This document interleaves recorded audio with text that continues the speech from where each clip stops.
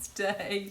Hi, nice to see. Well, we can't see you, but you know what I mean. Nice that you are here somewhere. And look at that picture of me in there. Oh, my dad. Did you see? Gosh. If you check out our, if you're watching this live on Instagram, oh hi Liz. If you check out our stories, I might have shared a few photographs of Chris when I was trying to get him to get a nice photograph earlier. Yeah, interesting. You're trying to get the whole light thing and then end up with a wrinkly forehead, don't you? Well, because I... Is that why you cut your hair since then? Why did you mention that? Because I just knew it would really annoy you. So I have an issue with bright and sensitive to light. And it's not really an issue, really, just like, light gets to me. Photosensitivity. Yeah, delicate flower, aren't you? So taking pictures outside is very challenging for me. So I have to try and open my eyes. And I have this sort of almost serial killer-esque kind of look going on. Well, that's most of the time. You look like you're asleep anyway. You have asleep eyes by default. Because I'm trying to shut the light out as well. Right, anyway. So, anyway, opening up with the usual banter. Yeah. Hi, everyone. Nice to have you here this afternoon. And hello to those of you watching us a little bit later on Catch Up. We are here today and we're talking about back pain. And this is triggered by the fact we've had a few people get in touch with us saying they've got back pain, they think they want to give Pilates a go, or they've been told that Pilates is good for back pain, or the physio has said you need to strengthen, this is a common one, you need to strengthen your core because of your back, which we will talk a little bit more on. So general back pain vibes. As we come out of, I'm not going to call it lockdown anymore, I'm just going to call it the 15 months of COVID. Yes. Because it's been a general deterioration of activity levels and not living standards, but just I was finding myself today sat at my computer like this, like all hunched over. And that's going to trigger issues, if you've had niggly back issues before and that you've maybe not got them sorted. I feel like now we're coming into spring, people are coming out and they're like, right, I'm going to do something about this now. So that's where we are. So Pilates and back pain. As I said in my little intro, it's like cheese and pickle. They go together. Everyone pretty much knows that Pilates is great for back pain. Would you like to explain why? Well, some people don't like cheese and pickle. And you get those people as well, don't you? Who when you mention Pilates for backs, they go, I don't like cheese and pickle. I don't do Pilates. I don't do Pilates. It's just for posh people. Well... Yeah, and that's what you've been trying to demystify that. Not sure whether it helps when you start using big words, but What, like what? You're good with the big words, aren't Because you? I've got a good vocab. Are you judging me for having good vocab? I'm saying that when people... Feel judged! I'm saying that. Using posh people... Shall I try my Essex out? Okay, I'll bring out the Essex. Yeah. Right, so we're going to talk. This is how I used to talk before I went to Exeter University. We're going to talk about back pain tonight. In it. And what we're going to do is, so I've been teach Pilates. No joke, my phone's gone. There's 10 people who want to sign up right now. Right. Says the brother. So you Keeping have it real. So you have to a certain degree demystified it to a lot of people, but some people out there still feel it's this thing for middle class people that to do wear white leggings. Yeah. The white leggings thing. If you ever catch me in a pair of white leggings, although I really would like to go to Banff and Alberta in Canada just to have that moment of white leggings Pilates with one of those lovely lakes behind me. But I digress. No idea what you're talking about. Sits in my head. Yeah, thankfully. So that's why. So you've got through the first barrier, I think, where you've demystified Pilates for a lot of people. So a lot of our participants out there have come from all walks of life, different starting points, but they all have the unified goal of trying to alleviate back pain and backaches. And a lot of people that we know who come to your classes and our classes, they've been recommended by other people to us, either from physio or from someone who is with us friend. now. Yeah. And that's often so we get referred. People get referred to us from Epping Physiotherapy and also from the local NHS Physiotherapy, and we've got a couple of women's health physios that we work cross-refer with as well. So we get recommended. And one of the things we will always say. So here we go. Back pain 101. Someone emails me. I've got back pain. I want to give it a go. And the first questions I'll ask are, "What's wrong with your back? How long has it been going on? How long? What's triggered it? What started it? Is it something that's been a gradual thing, or have you had an injury that's caused it? What exercises are you doing for it at the moment? What makes it worse? And have you been signed off by your medical practitioner? Because until we know those things, it's like it's like fishing in the dark. And yes, Pilates is brilliant for backs. But as with all things, you wouldn't go to start getting treatment for an illness unless you knew what the illness was, because there might be some moves that are contraindicated. Sorry for the big word there. There might be some moves that don't feel good. Don't say modalities. I'm joking. I normally have the big words really in fitness. All right. Modalities. Right, there might be some moves say that don't work very well. Contraindicated means it is not advised for your issue because it may make it worse. It's definitely not going to make it better. Very concern. So we want to know what's going on with your back. Now, we've mentioned this before. We were talking about arthritis, and there will always be some degree of wear and tear in your spine. And unfortunately, the older you get, the more your back gives you feedback. Everyone will have some degree of degeneration. Most people, actually, you might need to correct me on this stat, but from my understanding, a lot of people have had some kind of disc rupturing, but might not ever know it. Right, it's tricky. I should have the stats there, but I'll go off my memory if bus. possible. I think it's 80% people. 80% of people experience back pain up to the age of I think it's between 30 and maybe 55. It peaks I think 3 to 5 years, and then it generally gets better with movement and exercise as well. I think that's pretty much it. And then also disc ruptures. This is the other thing as well with scans and ruptures. A scan doesn't always tell you what's wrong with your body. People often say, I need to have a scan to get my back checked out, and what they see and what they experience could be two different things. Back pain is very tricky, very, very tricky. Unless you have a visible sign of a disc rupture, it's difficult to know what is causing that pain because of the way the body works and in the intricate way the back is actually it operates. So it's very difficult to pinpoint pain to a particular part of the body in the back. For most people, when they experience back pain, a lifestyle change, mindset needs to happen. A mindset change needs to happen. And that mindset change is, I need to move in as many pain-free ways as possible and gradually build up strength and tonicity. Nice. And the muscular tone of the muscles. What do you need to say? Muscle tone. Around the spine, but also the ligament strength as well between the vertebrae, because you have ligaments between each vertebra. Some are linked 1 to 1, some linked 1 to 2. So you have those creating stability either side of the spine. There's lots of ligaments that are important. Movement is the only way which your back will, a lifestyle change, so mindset and lifestyle, but movement is the only thing that will improve your back. Or you can regress so far to the point where you're doing nothing, and it's not that it's getting better, it's that you're not actually moving anymore. You're not challenging it in any way. So, and that kind of leads on to the point of why Pilates is so good for backs, because we do a lot of, there's a lot of focus on spinal movement. So going back to my earlier point, and one of the things that just bugs me a little bit when people say you need to strengthen your core. It's that word. It's like this imaginary corset around your spine. Everyone thinks, I squeeze in.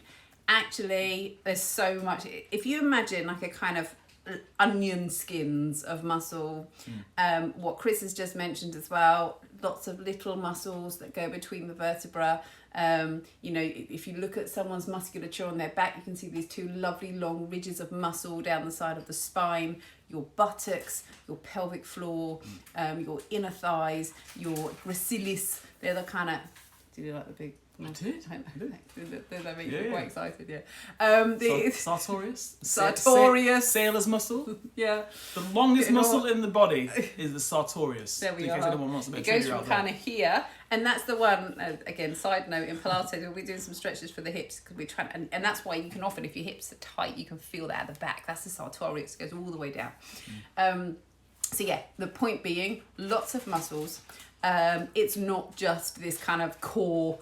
It is making sure all of those muscles are moving well, that they are healthy, that they have tone, and also even more important, again, you might argue against this ever so slightly because I'm simplifying it, movement comes before strength. So you want that joint to move, you want the hip joints to move, you want the pelvis to move, you want the spine to move freely before you start thinking about building core strength. Otherwise, it would be like, putting a kind of armoured suit around a really soggy, weak old bit of celery. You wonder what I was going to say then as well. I know. It's just like, just put the finger down. Put the finger down. Yeah, point being, it's not just on the outside. Yeah. It's not what's on the inside that counts. Yeah. It's movement in general. So Pilates is really good for back pain, and this is why. It's kind of simplifying massively. Re-educating your body and your mind on how to move. And when Chris mentioned earlier about this mindset shift, that doesn't necessarily mean you're sitting in a dark room with sage doing some deep breathing. It means in the context of a Pilates class that you just... The science body sage, I thought that's what you meant. I was thinking... I meant sage, like... Yeah, I know. I got there a bit late. So she means sage and onion. Sage. Stuffing. No. Okay. You're right. No, it's it's true. two things that go together. I could have used that analogy, couldn't I? Like cheese and pickle. It's true. It's true though. It is. Oh, what was I talking about? Sitting right. in the sage. So you're not sitting having this mindset shift. Yeah. What you're doing is gradually coming to classes, believing in your body's ability to move, believing in your mind's ability to change that movement through your body. And what I love about Pilates is people often come because they are a little bit scared of movement and exercise, and then they come along and it's not very jumpy. We don't move very fast, unless I've had too many coffees before I teach.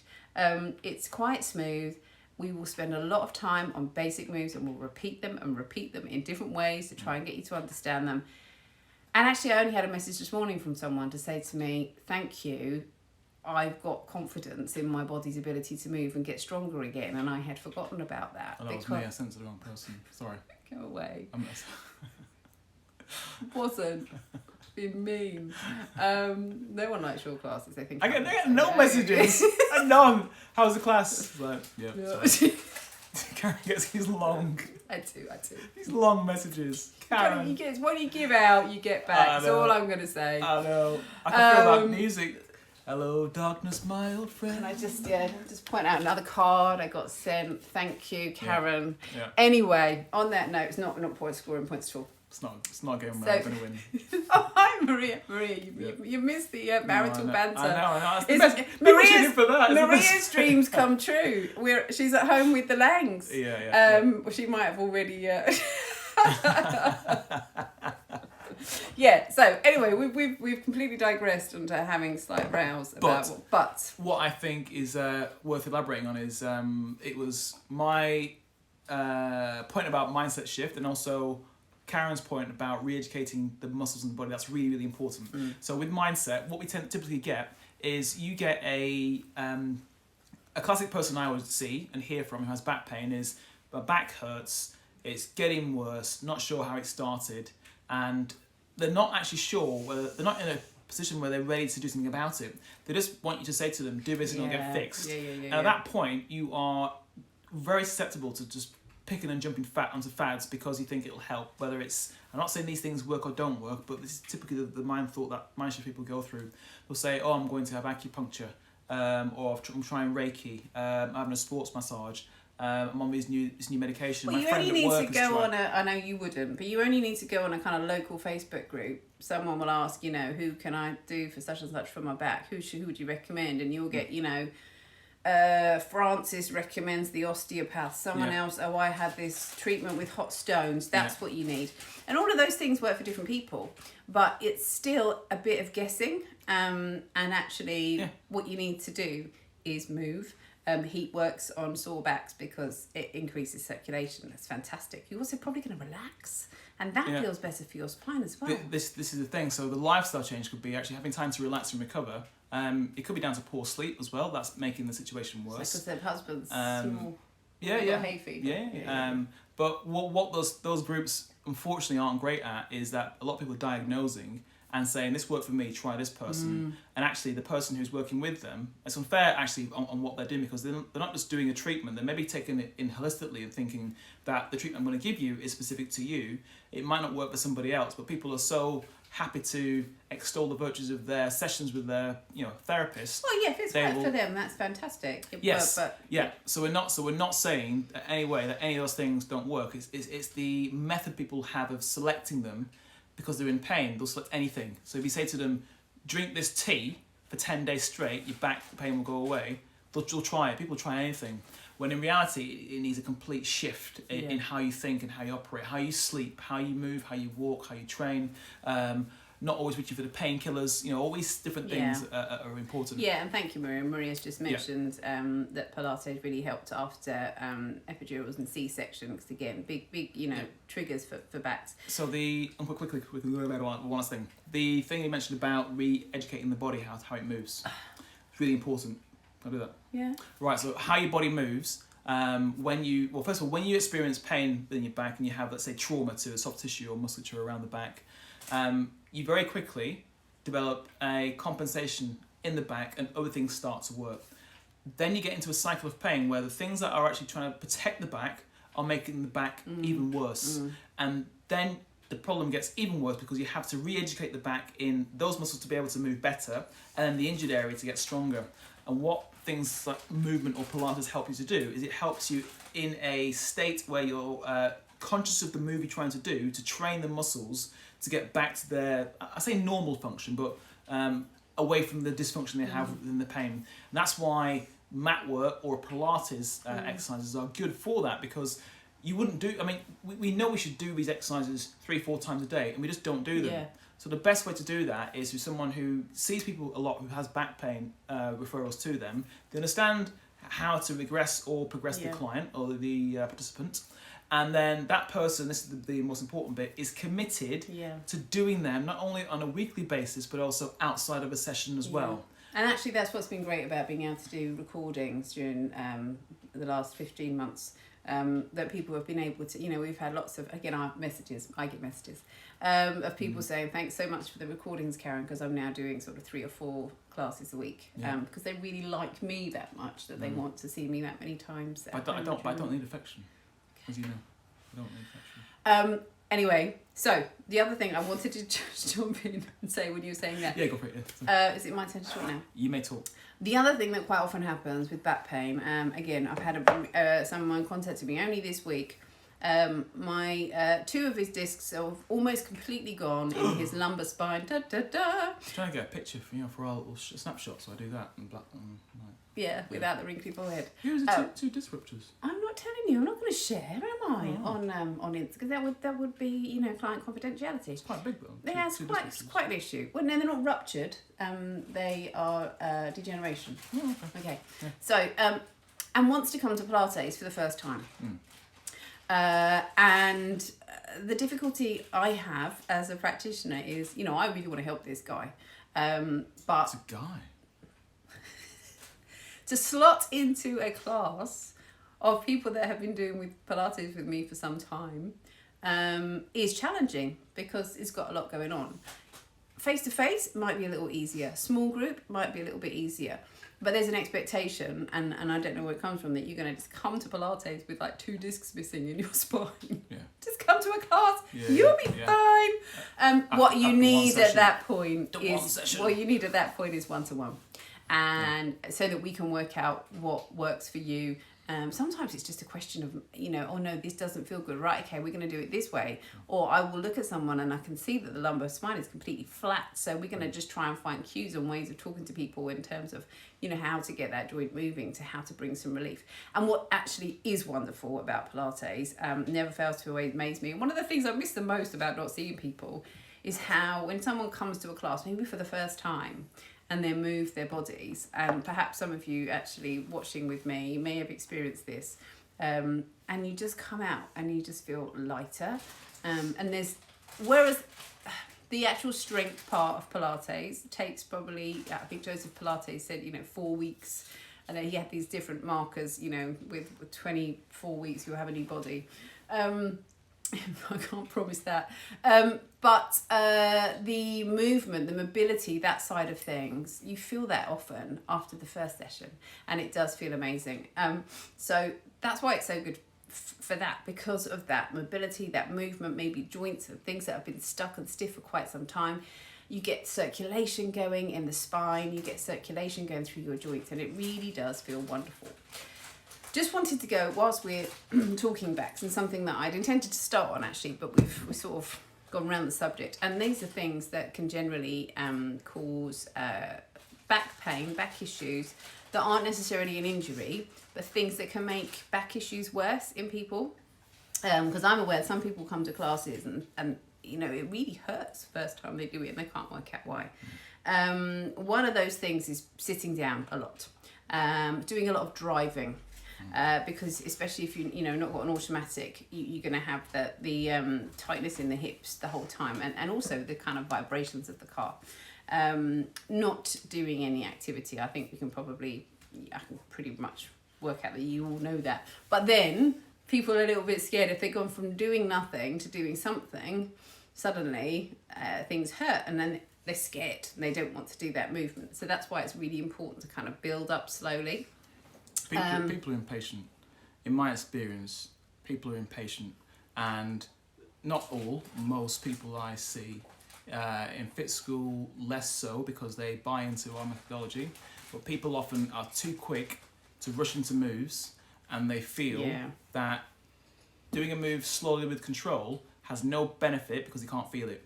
The amount of moves you do in athletics or gymnastics, which require very little, I guess, effort. So is that you don't feel the muscular effort, like doing a press up or a squat, but you're trying to train the brain and the body. You're trying to get this link stronger. Yeah. And that's Pilates what I was feel. Originally called controlology, because it was about controlling, in German, controlling the body with the mind. Yeah.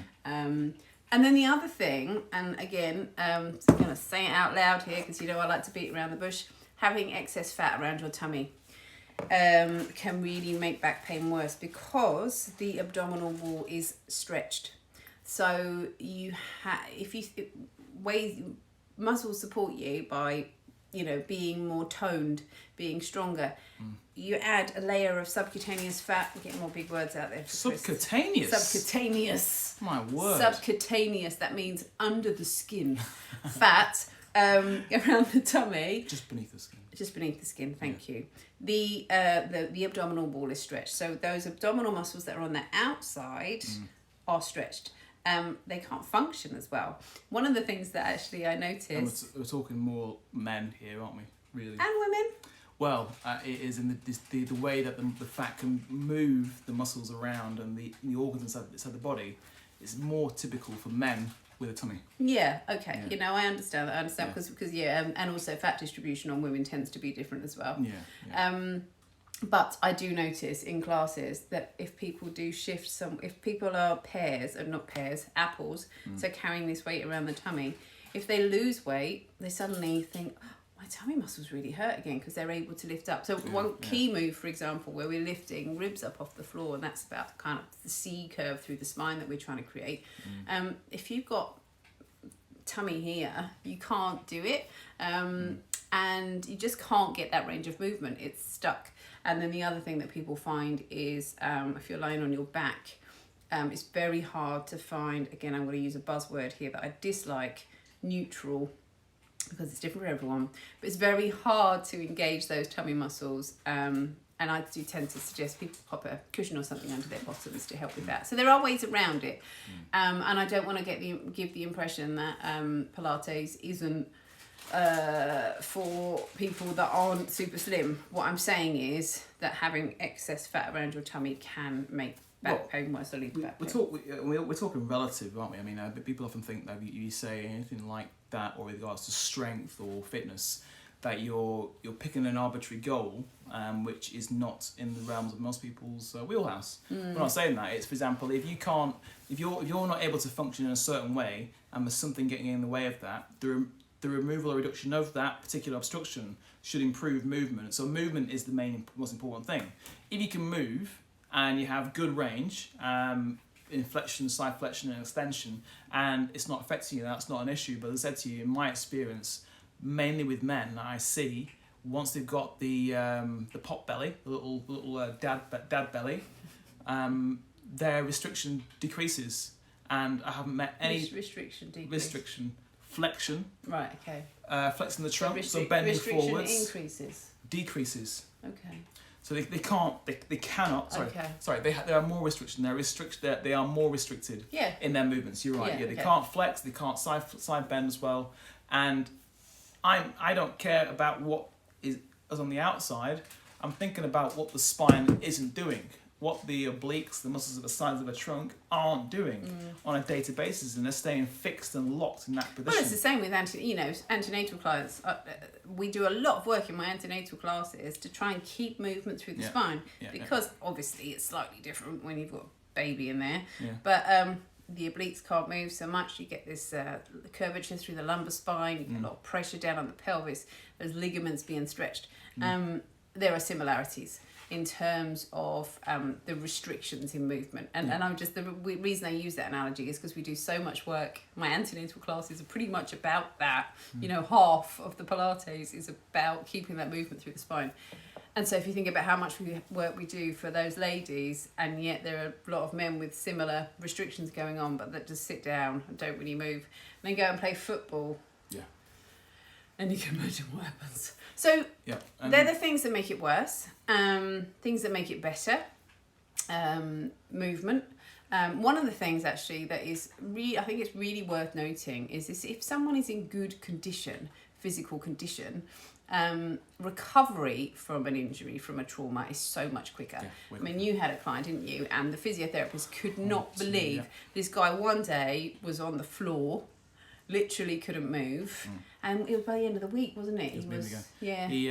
She said normally that'd be at least 4 weeks, and then he was in his late 30s as well. Yeah, so he did a warm up. So I wasn't around, did warm up, and he jumped into a move, and he'd been sat down at his desk. He works from home. He sat down at his desk, jumped up, did a workout without getting warmed up into it, and then I think he had a disc bulged and it pressed against the nerve, and that's it. He was on the floor. It was so bad. The paramedics came out. And they had to give him, what was it? They gave him pain relief. Hard drugs. He had pain relief, and he had codeine at home, which they said for his wife to give him as well. So he had double pain relief for that. Went to visit the day after, and then by the end of the week he was moving again. And I've had clients since then who've done their backs, and within a few days, the back's moving again. So it's really important that you don't just think of back pain as either being there or it isn't. You'll always have back pain to a certain degree. It's that the niggles you have don't debilitate you to this point where you can't enjoy, or they affect your lifestyle and your life, quality of life. And then when you do get a flare up, the pain recovery is much quicker than 2, 3, 4 weeks, which it will be typically. I mean, my own experience, I had hip and back issues from an old knee injury and then a car accident. And I started gymnastics purely because I wanted my hips and my back to move in a different way. It took 2 years of being stiff after gymnastics before eventually back pain and hip pain has gone. Because good luck when you go back. Yeah, I've had it's a year off and on, which isn't great for me, and I can feel the back starting to get a few issues, as in stiffness, rather than pain, and I know it's because I'm not moving in a particular way. So it's really important that movement is the core principle of your goals going forwards, and you figure out what will help with that movement, and you just do lots of that. You regress it if you need to, you progress it if you need to as well. One of the things that's great actually about our members is that, if people have got ongoing back issues, and we generally know who those people are, but they can come and say, oh, my back's playing up this week, so I'm going to do this. I mean, most members now know, don't they? They don't even need to ask us. They just know what's going to work for them, or they can ask us for a specific session. And so that's a way of managing it. It doesn't mean that it will never be painful. You just think, oh, this is aggravated. Right, okay, I need to do this, and this, calm it down, and then get back to it. So that, action plan for back pain. If you haven't been to see a doctor or a physiotherapist and you've got something going on, please do. It's really important. And I think actually the message at the moment as well, I think people are still a bit scared to go to GPs post-COVID. They want to see you, right? So if you've been putting something off, please go and get it sorted out. Number 2, if you already are in a sort of management program, should we say, for your back, keep moving. If movement causes pain and it puts you off, speak to a professional. Before you just decide to stop, speak to a professional, whether that's a physio, whether that's someone like us. Ping us a message, we'll see what we can do. You can jump in for, we do virtual couples, 15 minutes, have a little chat on the phone, find out whether we can help you. Completely, we'll just talk to you. You don't need to sign up for anything, but that's what we do. Keep moving. Swimming is fantastic because you're not weight bearing. So if your back is sore, and you're going to get circulation around the back. Heat, if it's very, very stiff. An acute problem with the back, don't take muscle relaxants. That's one of the key points here, because sometimes, as Chris was saying earlier, those muscles are kind of tightened up to protect your back. So it's the first few days, isn't it? You tend to avoid. You would know more better than me on this one. It depends. It all depends. I think it all depends. That's quite a tricky one to dissect, that one. If you do need pain relief, you need to go and see a specialist about it. You don't go on Facebook groups or Epping Bargains. You need to speak to a physio. They'll advise. You don't reach for the painkillers again because they were there the last time you had a flare up. You figure out what the problem is, because again, most people don't think I'll take it for 2 or 3 days and stop. They take them either for longer than 3 to 4 days. They don't have the medication reviewed. It might be a different issue. Long-term anti-inflammatory use has been shown to exacerbate back pain as well. I think what I was meaning by that point was taking painkillers and then carrying on so that you can carry on with what you're doing before isn't a good idea. No. You need to listen to your body more. So don't take painkillers to kind of numb the pain, but they have a use in healing process, but that would be prescribed by a doctor or a physiotherapist. But movement is key. Start small, start gentle. Even if I've got a client at the moment who's just getting back to Pilates and exercise after a really long period of ill health, where she's lost a lot of muscle tone, tonality, or is it tonicity? Tonicity. And some of the exercise we're doing, she's literally lying and we're just getting some gentle movement and mobility through the pelvis, or face down, getting that gentle mobility through the pelvis. So there are ways of regressing these exercises to get you moving. So don't stop. So make sure you know what's going on. Keep moving. Listen to your back. Don't give up and stop moving. Get some advice if you need to. S Club 7's less known song. And I'm gonna be massive hands up for Pilates here, but it's not just about the original Pilates moves or learning to do hundreds or this, that and the other. It's about this connection between your brain and your body and relaxation. And it's the combination of the two that works so well. If I didn't do gymnastics, I would do Pilates. The reason why I don't do Pilates is because I'm doing gymnastics. Sorry, to the roundabout way.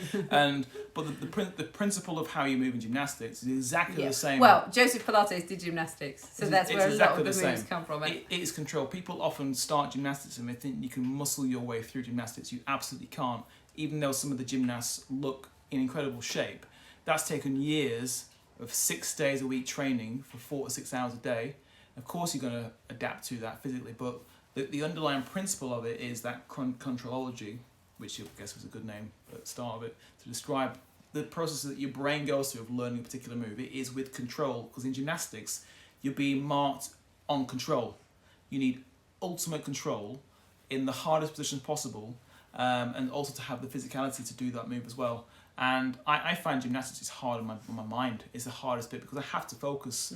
And if I don't, then it's high risk, high stakes. I injure myself. Not often, but sometimes I switched off and then that's it. I fall over and I think, well, I've got to be right on it again.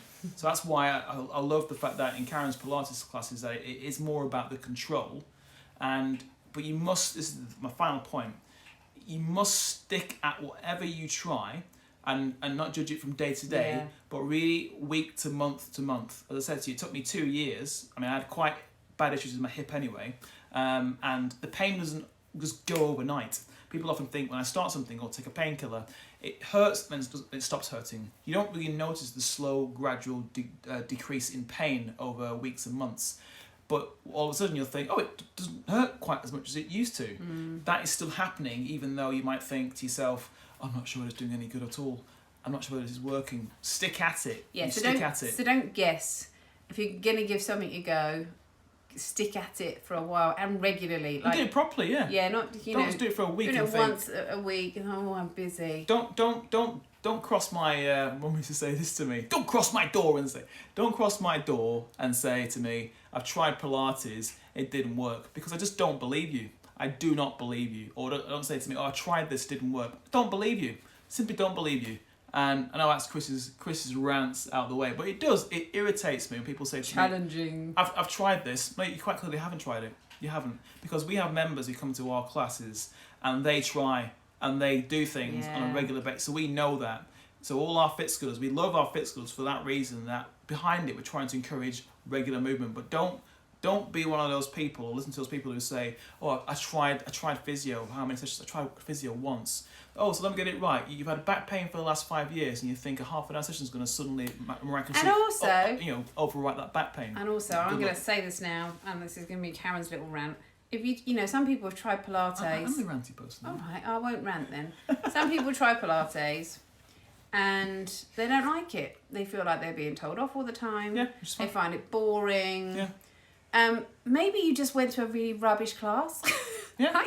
There are some really bad instructors out there, or who have a method of teaching that suits other people. Could be the feel of the class. Could be the feel of the class. Some men walk into a class and see 10 you women could just in there have and a really, walk out. Oh, do you know what? I used to teach some classes in Canary Wharf, and they were miserable. Do you remember them? They were the miserablest. The most uptight people in that gym were the yoga and Pilates members. They were so uptight. I don't know, body pump was pretty bad. I Yeah. remember that was like, woof! It is. Trying to get a reaction out of a stone. But there are many, and I know people who come to your classes and they're stuck at it because they're buying into the fact that, you've got that respect to think that when people come and see you, they don't just think, I'm just doing Pilates. They think, I'm buying into this person and this person's system and I must give it a go. So we don't get people like that anymore. But at the start, when we first started training, you see people all the time. You just might have not found someone that works for you. Do you know what? I am not everyone's cup of tea, and that is absolutely fine, because I do, I can sometimes err on the side of just having a bit of a giggle, and not everyone likes that. Some people like Pilates to be deadly serious. It's just never been my bag. But I know I'm probably more on the silly side, because when I go to Pilates classes, I'm the silly one. But even gymnastics, I've shown you my heart rate data. Yeah, I know, but some people are quite serious. I quite like to kind of, distract from the pain or have a little giggle. But yeah, so I know I'm not everyone's cup of tea. I do know my stuff. No, but then people, to come back to that point, people think that they're not getting the workout because you're being silly. And my point being is that in gymnastics, my heart rate's at 188 and I'm laughing. Yeah. Right? It's fun. No, I wasn't putting myself down. You shouldn't. I know what I'm doing. I've done this for long enough to know I know what I'm doing. What I'm saying is, don't be put off by someone who is miserable. Yeah. If you need a giggle, and also if if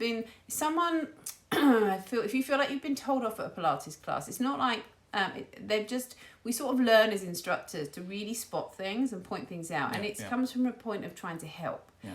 And there are ways of doing that. I like to encourage and sort of get you to be confident in the moves, and that might be that it doesn't appear at first sight that I'm as precise as some Pilates instructors, because actually I believe that I just want you to. I think movement is more important than precision. Well, no one moves like a robot, do they? Nobody moves like a robot. No, I don't. But yeah, it's a different styles, different strokes, different folks. Different strokes. Can't remember. Different strokes for different folks. Okay. So right. So in summary, please stick out whatever you do. Don't look at Pilates to be the fix or cure. Speak to the person. Speak to the teacher concerning. So it's Karen. Ask them what they do, what your expectations are of you as well. Don't just hand over responsibility if your back pain to that person. They are your wing person, your co-pilot. And we take all the difficult stuff out. So that's the whole point. You don't need to think about it. We help you But you must change your mindset and think, I've got to take ownership for undoing years, because back pain doesn't happen overnight. It's years of build up. And here's a clue as to why we have classes. We turn up weekly, do our classes. They're on the timetable. The reason for that is because they're regular. They become on your calendar. The idea is that you come regularly because that's how you get the greatest benefit. Yeah. And, you know, the people that stick with it and are there week on week are the ones that stick with us for years because they get it. I know. Can I pay per class? No. Why not? Because it doesn't work. Because we're not running a business where you just pay to be entertained for half an hour, 45 minutes or an hour. No. It's not about us trying to extort money out Come of and you. try a class. That's no problem because you just need to get a feel for it. I totally get that. Yeah. But no, there's no kind of jumping in and jumping out. No, you can't. It just doesn't work. It's not like you're going for a quick swim. No, it's not. There's more to it. We're here to really help you. Yeah. And we want to see a transformation in what you believe in yourself and your own abilities, and that doesn't happen with a drop-in class. It's just the way it is. All right. Thank you, everyone. Should we do a nice smile for the camera? eyes open there as well. That was at the 1711s. Thank you. If you've made it all the way through, thank you, and we'll see you soon. Bye bye.